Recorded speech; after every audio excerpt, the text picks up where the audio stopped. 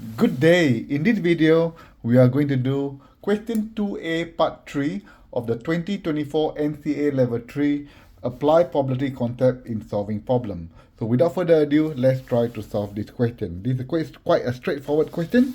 So we shall read the question. I'm going to bring it up so that you can see the answer. Okay.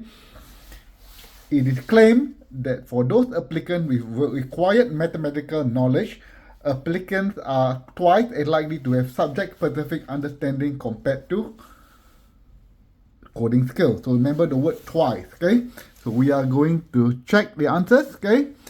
Does this data support the claim? Use calculation and statistical reasoning to support the answer. We got a Venn diagram before. So we need to know what is the probability of coding given they do math and stats, okay? So the formula to calculate that is going to be probability of A given B is going to be probability of A and B over probability of B, okay?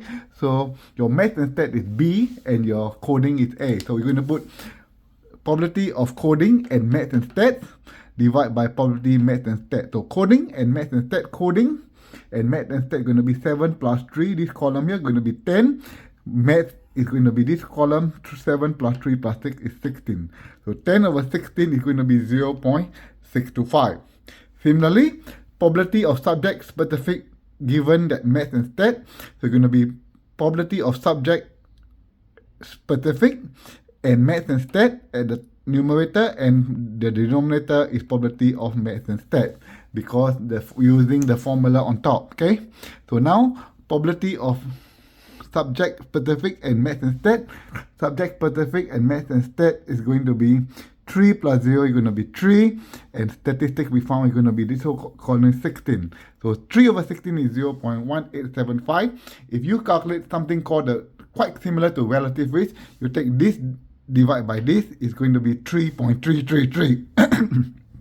So the conclusion, it is more than 3 times more likely to see coding skill than specific subject